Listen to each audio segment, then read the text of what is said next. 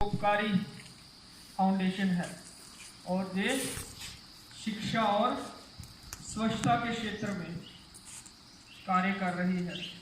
ये सन 2000 ईस्वी में वजूद में आई थी। तो लाइफ स्किल डेवलपमेंट की वर्कशॉप में क्या करना है, कैसे करना है, ये आपको मालूम है क्योंकि ये हमारी तीसरी वर्कशॉप है।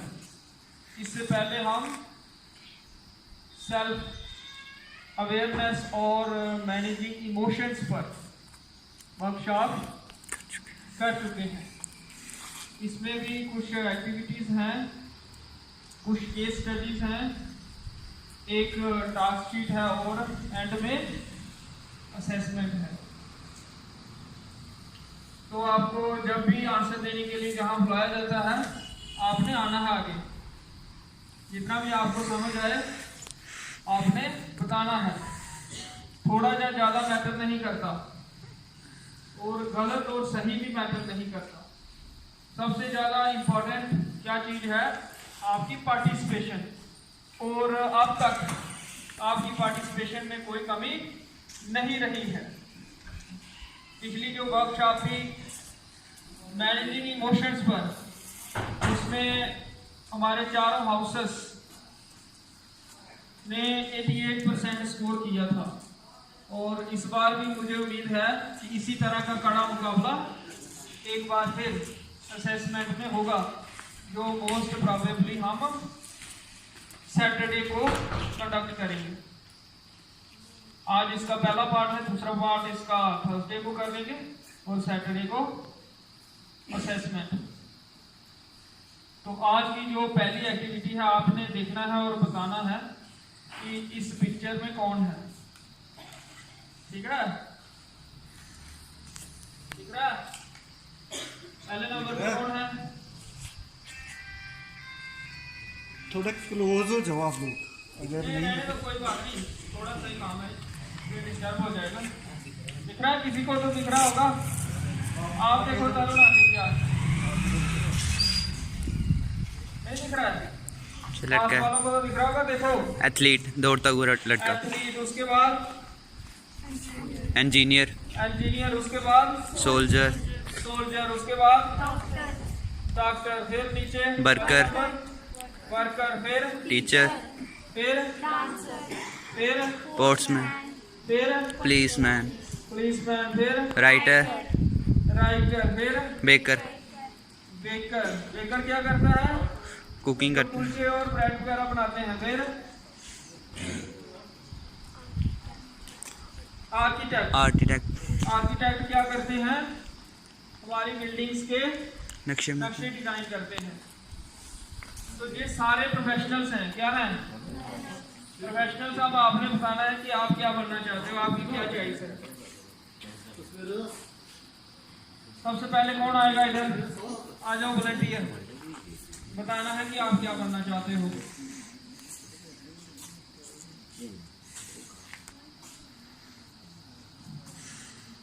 आप आ जाओ। मोहित, शुभम, शुभम आप क्या बनना चाहते हो? क्यों? हाँ, शुभम डॉक्टर बनना चाहता है क्योंकि इसको मरीजों की सेवा करने का इसका लक्ष्य है। Very good. इसके बाद गर्ल्स में से आ जाओ कोई। आप आ जाओ। शिवानी,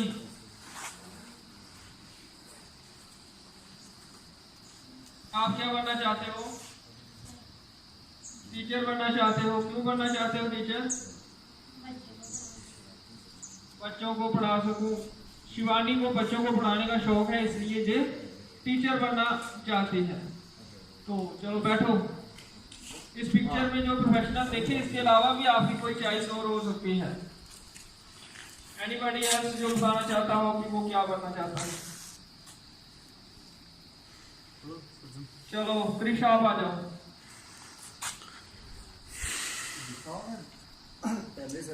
आप क्या बनना चाहते हो?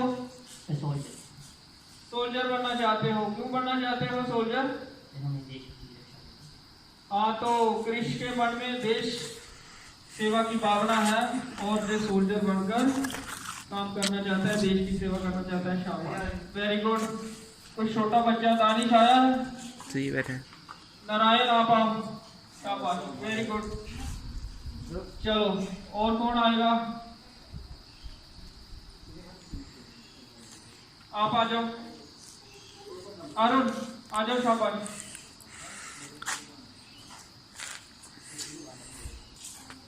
आप भी आ जाओ। बताओ अगर अरुण आप क्या बनना चाहते हो? पुलिस बनना चाहते हो? क्यों बनना चाहते हो? बनना चाहते हो? शाबाश, ठीक है, वेरी गुड। आपका नाम मुझे भूल रहा है, पहले नाम बताओ। अमित, आप क्या बनना चाहते हो? फौजी बनना चाहते हो? क्यों बनना चाहते हो फौजी?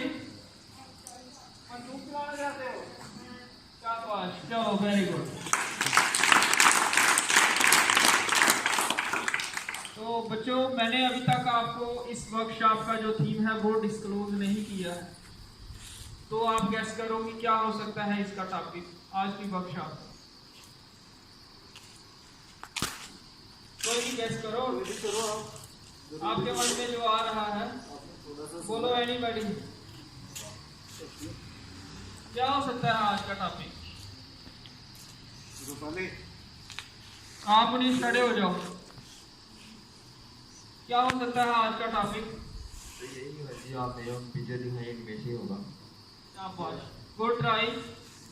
तो मैंने प्रोफेशनल की पिक्चर्स दिखाई, इसी से रिलेटेड है डिसीजन मेकिंग। आज का टॉपिक क्या है? Decision making. Decision making. और इसके जो लर्निंग आउटकम्स हैं, number 1 is what is decision making, number 2 what is the importance of decision making, and number 3 what is the process of decision making. And after completing this workshop you will be having these learnings. ठीक है, तो अब एक case study है। ये एक school है जो सिटी में लोकेटेड है और इसमें एक रमनदीप नाम का लड़का पढ़ता है। उसकी आयु 10 साल है और वो स्कूल गेट पर खड़ा है। रोज उसकी मदर 2 बजे उसको लेने आती है, लेकिन उस दिन 2:30 बज रहे थे और एक अजनबी व्यक्ति उसके पास आता है और रमनदीप को पूछता है कि आप यहाँ क्यों खड़े हो। और रमनदीप बताता है कि मैं अपनी माता जी का इंतजार कर रहा हूँ। जब उसने ये सुना अजनबी ने, तो उसने रमनदीप को कहा आप मेरी गाड़ी में आ जाओ, मैं तुम्हें घर छोड़ दूंगा। तो अब आपको बताना है कि अगर आप रमनदीप की जगह होते, जब आपको उस अजनबी व्यक्ति ने लिफ्ट ऑफर की, तो आप क्या करते, आप क्या कहते? तो कौन इसका आंसर देना चाहेगा? एनी वॉलंटियर, आप क्या करोगे जब अगर रमनदीप की जगह होते, जब रमनदीप को उस अजनबी ने लिफ्ट ऑफर की, तो आप क्या करते हैं? अरे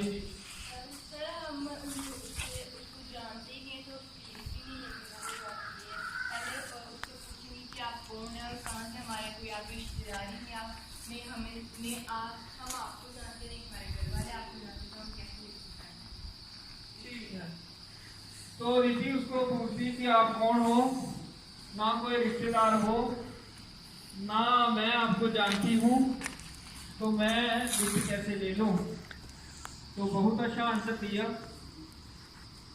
तो वो कोई बुरा आदमी भी हो सकता है, क्योंकि अजनबी है, वो हो सकता है उसको किडनैप कर लेगा।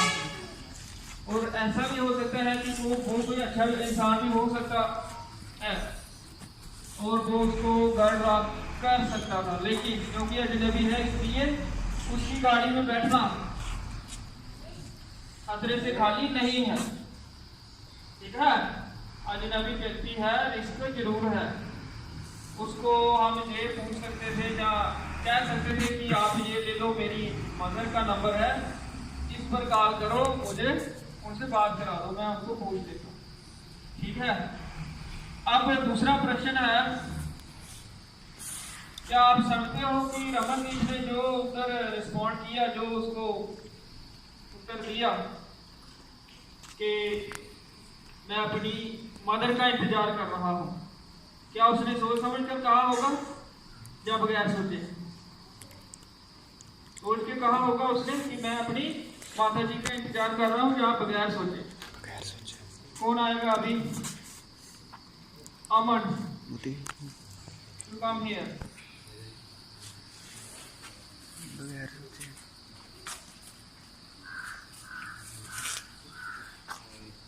तो क्या उसने सोचकर कहा होगा या बगैर सोचे कि मैं यहाँ अपनी माता का इंतजार कर रहा हूँ? बगैर सोचे। क्यों नहीं सोचा होगा?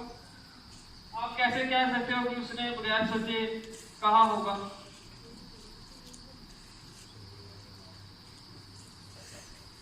चलो शाबाश। तो अमन ने कहा उसने बगैर सोचे कहा होगा, तो ये हो सकता है कि वो फ्रस्ट्रेट आ गई, क्या ना, क्योंकि उसकी माता जी वहाँ नहीं आ रही थी, 2:30 बज चुके थे, 2 बजे वो आ जाती थी, साथ में उसको भूख भी लगी होगी। भूख जब लगती है इंसान को पेशेंस भी कम हो जाती है, सोचने की शक्ति भी थोड़ी कम हो जाती है, तो हो सकता है बगैर सोचे उसने कह दिया। और ये भी हो सकता है कि उसने सोच समझ कर भी कहा हो कि शायद ये अंकल मेरी मदद करें, मैं इनको बता रहा हूँ कि मैं अपनी मदर का इंतजार कर रहा हूँ, तो क्या पता ये मेरी मदद से मेरी बात बता दे, तो ये भी पॉसिबिलिटी है। अब तीसरा प्रश्न है, क्या आप समझते हो कि रमनदीप ने जो उस अजनबी को बताया कि मैं अपनी माता जी का इंतजार कर रहा हूं, ये उसका डिसीजन सही था? ये उसका डिसीजन सही था, क्या आप ऐसा समझते हो, या ये उसका डिसीजन गलत था जो उसने बताया कि मैं माता जी का इंतजार कर रहा हूं? कौन इसका आंसर देना चाहेगा? मुनीश,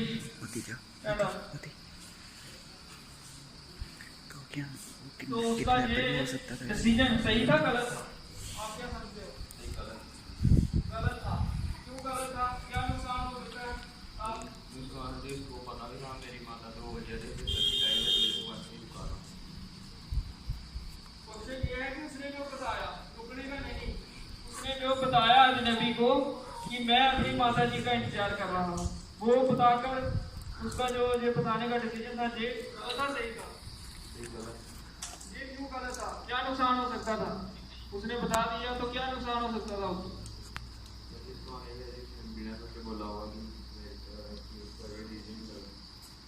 नुकसान क्या हो सकता है उसको? कोई हो सकता है कुछ नुकसान उसको? क्या सही चीज के साथ जा रहा है, क्या पता वो उसको ले ही जाए। हाँ, ये हो सकता है, क्या पता। सी डाउन, शाबाश, वेरी गुड। वो किडनैपर हो, कोई बुरा इंसान हो सकता है, ठीक है।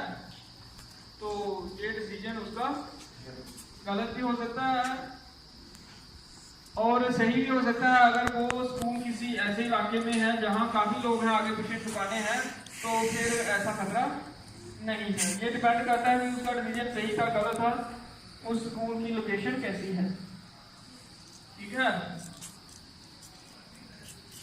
तो अब नेक्स्ट जो स्टेप है वो है डिसीजन मेकिंग क्या होती है। किसी भी स्थिति में सभी संभावनाओं और विकल्पों पर चिंतन करके किसी एक विकल्प को चुनने के निष्कर्ष पर पहुंचने के कार्य को या प्रक्रिया को डिसीजन मेकिंग कहते हैं, ठीक है। किसी भी स्थिति में सभी संभावनाओं और विकल्पों पर चिंतन करके किसी एक विकल्प को चुनने के निष्कर्ष पर पहुंचने के कार्य या प्रक्रिया को डिसीजन मेकिंग कहते हैं। ये बहुत जरूरी है। कुछ लोगों में डिसीजन मेकिंग की जो क्षमता है बहुत कम होती है। अपनी छोटी छोटी बातों के लिए भी दूसरों से राय लेने की जरूरत पड़ती है उनको। तो ये भी फैसला नहीं कर पाते कि किसी फंक्शन में जाना है, कौन सा ड्रेस पहन कर जाए। ठीक है, डिसीजन मेकिंग का जो सिस्टमेटिक प्रोसेस है वो हम नेक्स्ट सेशन में डिस्कस कर लेंगे। आज के लिए इतना ही, धन्यवाद।